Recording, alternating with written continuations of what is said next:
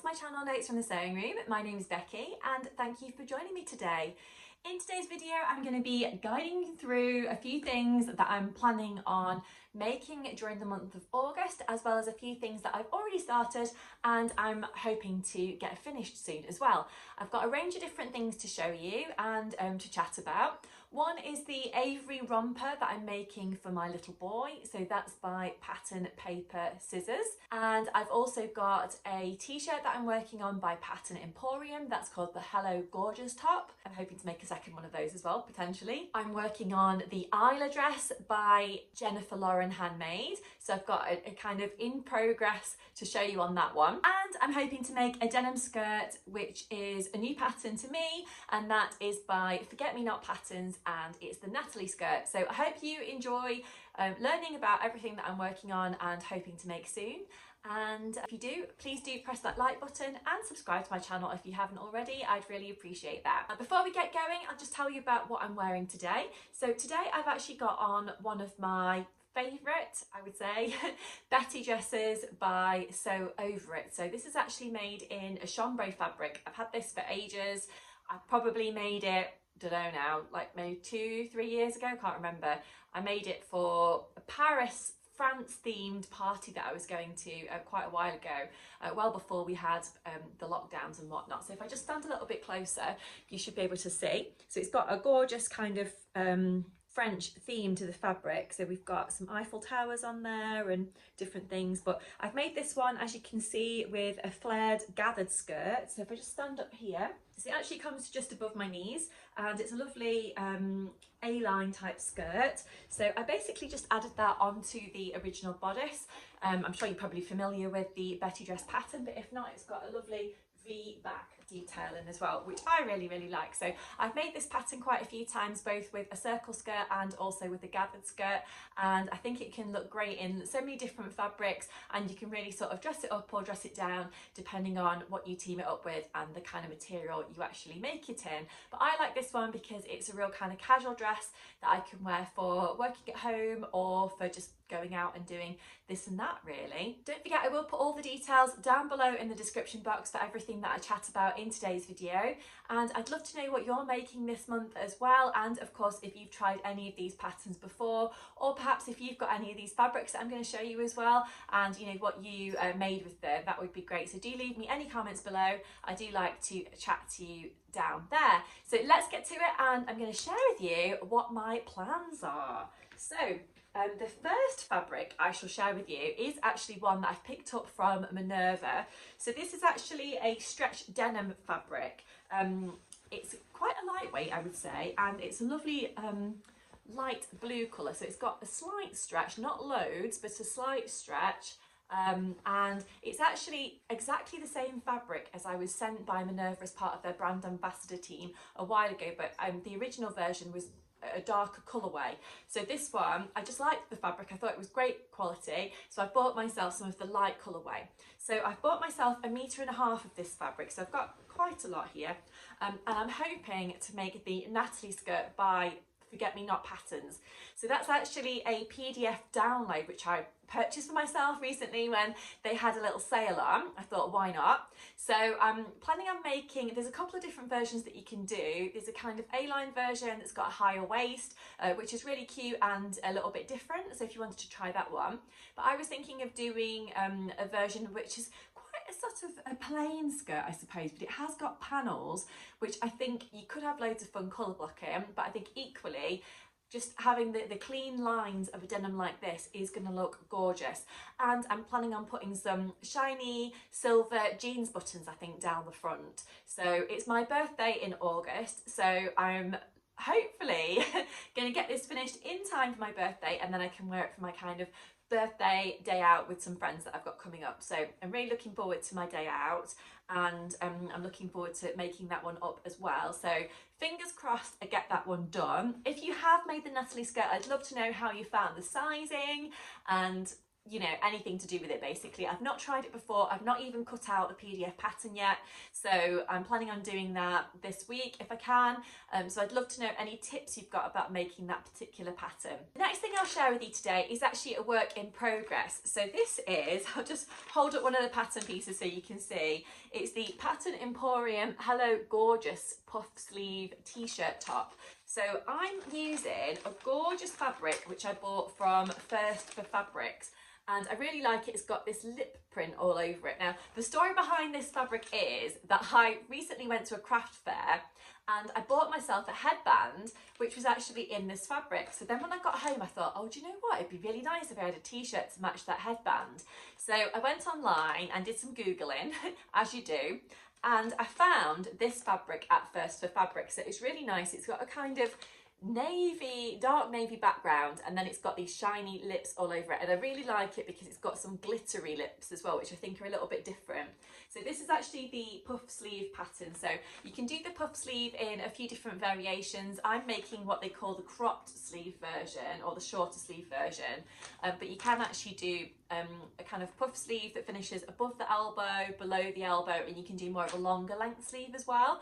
So that's really nice. So I've decided to make my version in a size 10, but you know, there is I'll put on a picture of the pattern and, you know, the sizing detail on the screen so you can see it, but I'm hoping that size wise this one actually works out okay for me personally. So far what I've done is I've put together two parts of the bodice, so the front piece, should I say, and the back piece, and I like this top because it's a little bit different, because it's got a kind of square neckline that's kind of rounded at the corners, if that makes sense. And I just thought it'd be a little bit different to other tops like this that I've perhaps got already. So you can see I've actually done the deeper neck version, but if I just hold it up to me, it's not going to be too deep, to be honest.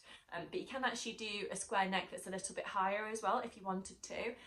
So to make the most of the fabric that I had, to be honest with you, I can't remember if I had 1 metre or 1.5 metres of this fabric, but in order to get this t-shirt out of the fabric that I had, because the sleeve piece is quite wide, I've actually had to join 2 pieces at the back rather than putting the fabric on the fold as I was directed to. But to be honest, I've just stitched it together on my overlocker and that's gone together fine. As you can see, I've put the the neckband on there already as well. So the next thing is to put in the sleeves. So I'll be doing that soon, and then they're actually finished off with a little cuff. So I'm looking forward to getting this one finished, and hopefully it won't take me too long. I seem to have a few kind of works in progress at the moment, but I'm hoping to work my way through them and get them all finished during the month of August if I can. So wish me luck with that one. But I think that this t-shirt could look really nice with this denim skirt, so let me know what you think. But that could potentially be a birthday outfit for me, not sure yet. If I do like the fit of this t-shirt and I think, you know, it's a winner, I may make myself a second version in this kind of candy pink jersey as well. So I got this also from First for Fabrics online, and it's a cotton jersey. It's got a nice amount of stretch to it, but also quite a nice weight. It's not too thin, not too thick, and it's quite nice to have a plain jersey in my wardrobe, to be honest, or in my kind of t-shirt drawer, because I don't have that many plain things, and often, you know, I might be wearing a pattern skirt or a pattern dress, and it's quite nice to put something plain, you know, with that. So I saw this one and I thought, yeah, really like the colourway, gotta have that one. So again, that could work really nicely with my denim skirt. Let me know which one you prefer and which one you think works best with that denim skirt, or should I say the fabric that the denim skirt's gonna be made in. But so yes, I'll see how that one goes. So the next project I'll talk to you about is something that I'm making for my little boy William. So I'm using this pattern here, so it's Pattern Paper Scissors, it's by Pattern Paper Scissors, and it's the Avery romper suit. So I've actually made this a few times, but I really like the simple construction of it. Basically, it's a jersey pattern. I think they might do a similar version for woven fabrics, but this one is the jersey version. And if I just hold that up there, you should be able to see the line drawing. So you've got a version that's got cuffs on the ankle and a version that hasn't. I'm doing the cuffed version. So this is actually available from newborn, so 0 size basically for babies, all the way up to 24 months. So I'm making the largest size for William, and I found recently that the versions that I've made before, so I think previously I might have made the 6 to 12 months, but to be honest, they've got quite a lot of room in them, and he can still wear them as more of a shorts.